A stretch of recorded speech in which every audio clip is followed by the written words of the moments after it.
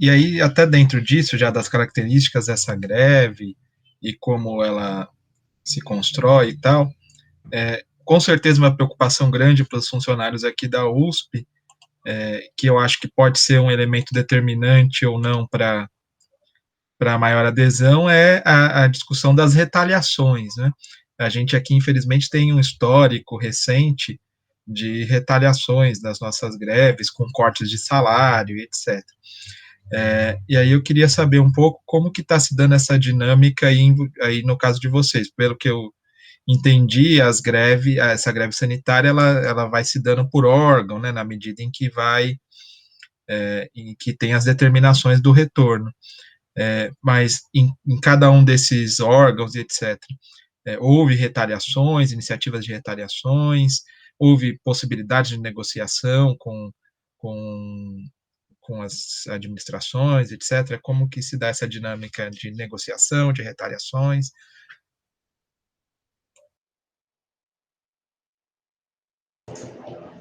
Deixa eu começar, ó. Acho que do ponto de vista das instituições vão ter diferenças, assim, vou colocar um pouco do judiciário, e aí o Henrique me complementa, ou até me corrige se eu, né, porque também, no judiciário, qual é a situação?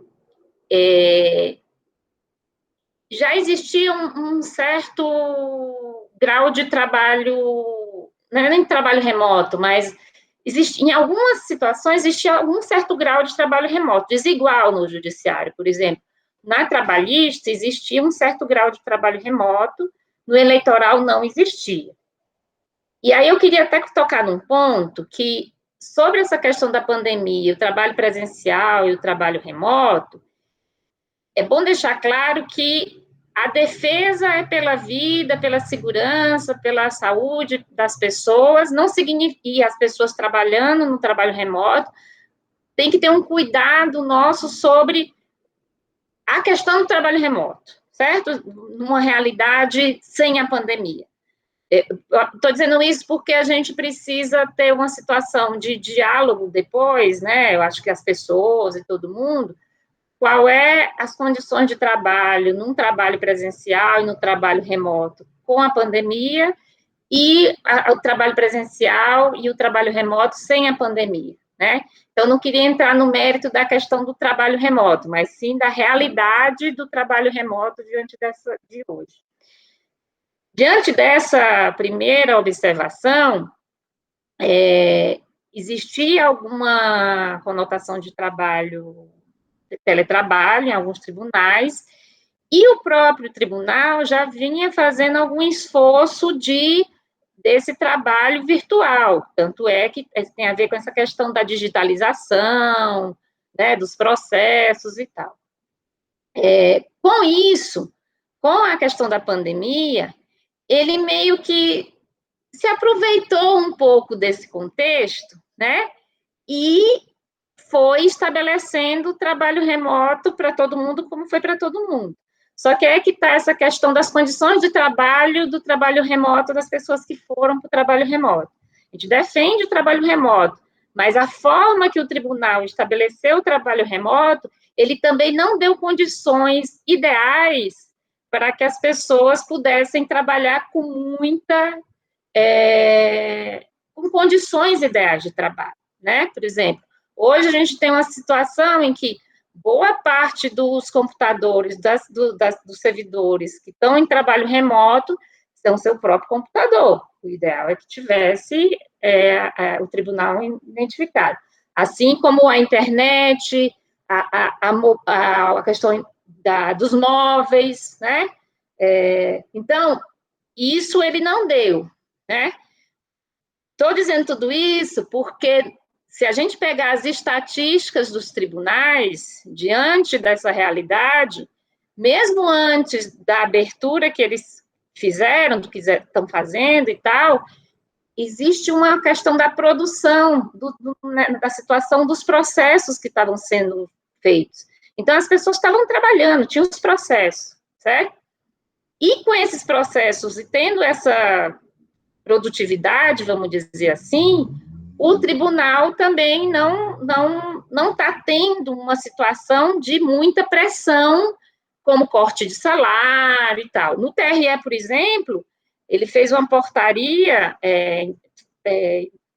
dando alguns parâmetros aí sobre a questão do trabalho, e não teu da própria portaria, ele praticamente reivindicava, ele citava o sindicato e a greve sanitária, praticamente ele reivindicava a situação do trabalho remoto, mas não de graça, né?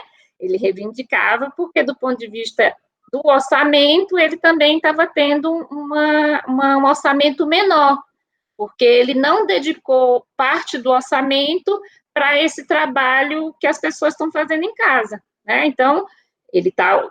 Tanto é que vocês devem ter acompanhado, se não, saiu, inclusive, uma decisão do Conselho do CNJ, né? Foi publicado na Folha e tal, que ia ser pago férias do juiz, a parcela de férias dos juízes, né? Então, eles economizaram em certo ponto, não deram todas essas condições de trabalho para os servidores, mas para os juízes estavam dando, né? Tem um encaminhamento assim. Então, essa é um pouco a característica do Poder Judiciário, né? De favorecer muitas vezes os magistrados, comprar carro mais luxuoso, né? Teve até um caso que aqui em São Paulo, no TJ de São Paulo, que um desembargador pediu um servidor com imunidade, que já tivesse ficado doente, com imunidade para prestar serviço na sua casa, porque ele estava com dificuldade do trabalho remoto, né? Essa é a realidade do Poder Judiciário.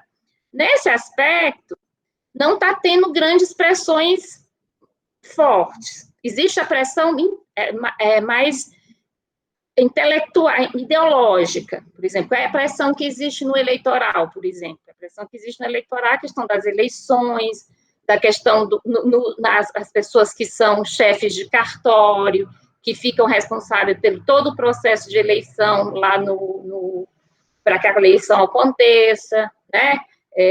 Hoje a gente tem, por exemplo, hoje que tem a questão do retorno ao trabalho, nas eleições para ter eleições, precisa, em certa medida, pagamento de hora extra, porque a eleição vai começar bem mais cedo, então, no dia da eleição, o pessoal vai ter que ficar trabalhando a mais, tem, depois da eleição também, no registro de candidatura, tem vários momentos em que não é possível fazer eleição se não tiver uma jornada maior. E para quem está no trabalho presencial, eles não precisa fazer um relatório específico e tal. Quem está no remoto precisa fazer um relatório imenso, que está todo mundo reclamando, né? Então, eles usaram a questão da hora extra, do pagamento da hora extra. Já quem estiver fazendo trabalho presencial vai ganhar hora extra sem burocracia, sem fazer toda essa burocracia. Agora, quem estiver no remoto tem que fazer preencher planilha, um relatório, fazer processo administrativo para relatar tudo. Então, é mais essa pressão nesse aspecto. E aí, isso, estou falando do eleitoral, porque acabo falando muito do eleitoral, que sou do eleitoral, mas na federal é bem isso também, tem algumas coisas mais nesse sentido, mas essa pressão de ponto não está tendo, né? Eu acho que em algumas outras situações, conhecendo a realidade do setor educacional, do Universidade Federal do ABC, que já teve várias perseguições, até a USP, né, e os servidores da USP, talvez vocês tenham que lidar com outras situações, talvez tenha alguma pressão. Mas pelo que a gente tem conhecimento, tanto no PJ, como no Sindicato da Bahia, que a gente, né, tem muito contato, que greve sanitária, não teve essa questão de corte de ponto. Só por último, o que nos favorece sobre a questão de não ter o corte de ponto é que a gente está trabalhando, certo? Não é uma greve em que tem uma paralisação do trabalho, né? É um trabalho, é uma greve em que a gente está em greve sanitária, não está trabalhando presencialmente, mas está fazendo trabalho remoto.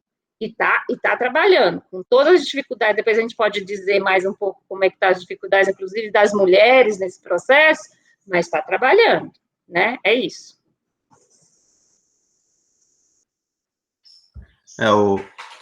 Né, partindo exatamente de onde a Raquel terminou, o fato da gente trabalhar, né, então acaba não tendo espaço para corte de ponto, né, porque é isso, né, não tem horas a dever.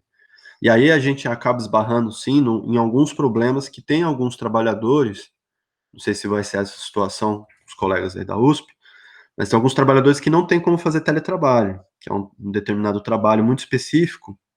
E aí os tribunais, no nosso caso, né, na eleitoral e na trabalhista foi mais tranquilo, mas na federal, o tribunal chegou a exigir que as pessoas compensem esse horário depois. Inclusive é um embate que a gente está vivendo. A gente, enquanto sindicato, a gente acha que passado um tempo, a pandemia, passado um ano lá na frente, com a administração do momento, a gente consiga negociar isso de forma a não precisar compensar hora a hora, porque isso não é problema nosso. Por exemplo, os agentes de segurança, entendeu? É um trabalho, né, que não tem como você fazer de casa. Então, aí o tribunal fez essa forma de perseguição que é muito. Me fugiu a palavra aqui, mas é perversa, é muito perversa, porque ela chega para o trabalhador e fala: bom, se você quiser ficar em casa, você vai ter que compensar depois. Agora, se você for trabalhar, você não vai precisar compensar. Então, assim, força o trabalhador a ir trabalhar sem necessidade, muitas vezes. Às vezes é um trabalhador que está, sei lá, na porta da aposentadoria, ele já começa a pensar, poxa, isso aqui vai atrapalhar tal. E o tribunal, na Justiça Federal, por exemplo, ele trabalhou com essa pressão até hoje. E bem ruim, assim, porque às vezes você vê pessoas em estado, em situação de grupo de risco, que não deveria estar trabalhando. Você olha o cara e fala, pô, você tem 60 e tantos anos, você está fazendo aqui. Ah, não posso, senão vou ter que compensar depois. Então, assim, não sei se isso é uma prática na USP, mas no TRF aconteceu esse tipo de pressão. Né, como a Raquel colocou, a pressão por produtividade, ela sempre se mantém, e a relação nossa com os tribunais, né? Em todos os tribunais tiveram comissões, né? Foram formadas comissões de estudos para reabertura, né? Em cada tribunal teve um nome diferente, comissão, comitê e tal. E nenhum dos três tribunais o sindicato fez parte, né? A gente até fez pedido, mas as administrações não permitiram a nossa participação. E aí essa comissão, né, não sei como está se desenhando na USP, mas essa comissão ela ficou com essa tarefa de traçar o cronograma de abertura, como que vai ser isso e aquilo tal. Então nós, enquanto sindicato, a gente sempre ficou pontuando, né, de fora da comissão, mas pedindo reunião com as administrações e tal, e a realidade foi diferente em cada tribunal, né? Na Justiça Eleitoral, a gente conseguiu se reunir com o presidente, teve um reconhecimento da greve, né, teve um fruto da greve mesmo, como a Raquel colocou, né, não foi só no setor dela, foram em outros setores também que teve essa experiência que ela colocou.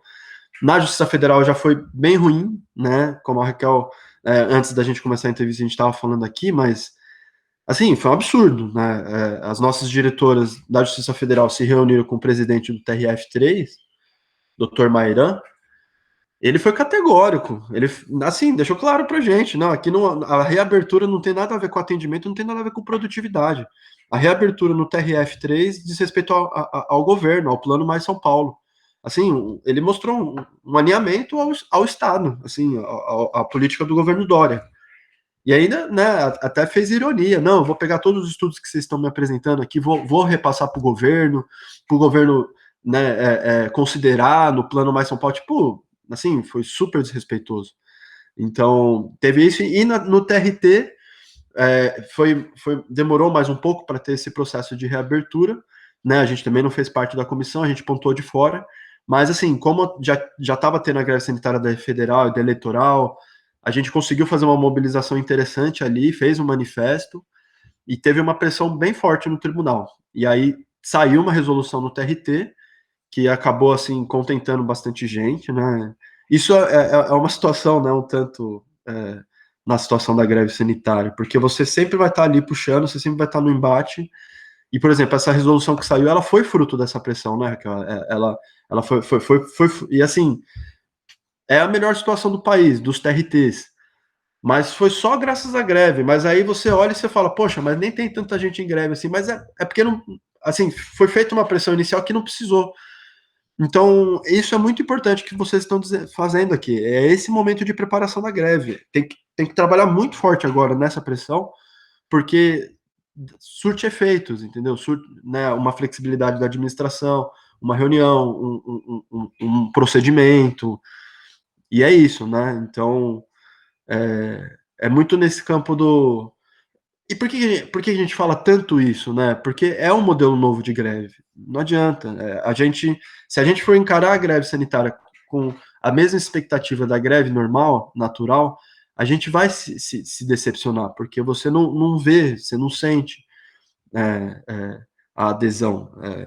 É uma disputa de narrativa a todo momento, onde a administração puxa de lá, a gente puxa daqui, aí eles flexibilizam, melhora isso ou não, tal. E aí você vai trabalhando com o fato político. Então, assim, se o tribunal puxar muito, aí a greve aumenta. Agora, se não for necessário as pessoas entrarem em greve, e aí qual é o nosso objetivo, né? Como a Raquel colocou, é uma campanha pela vida. Então, assim, seja através da greve sanitária, seja porque aquele trabalhador ele entrou num sistema que não precise ir, seja porque a administração flexibilizou, seja qual que seja o motivo, qual for o motivo, a nossa preocupação é que as pessoas fiquem em casa e trabalhando, né? Então é isso, né? Só para fechar mesmo, não tivemos nenhuma ameaça de corte de ponto, né, em nenhum dos tribunais que fez greve sanitária, nem no TJ também, e nem retaliação, né? Agora, como é muito individual, é importante o sindicato ele estar bem aberto assim para qualquer denúncia, para qualquer conversa, que as pessoas estão em casa, né? É isso. Essa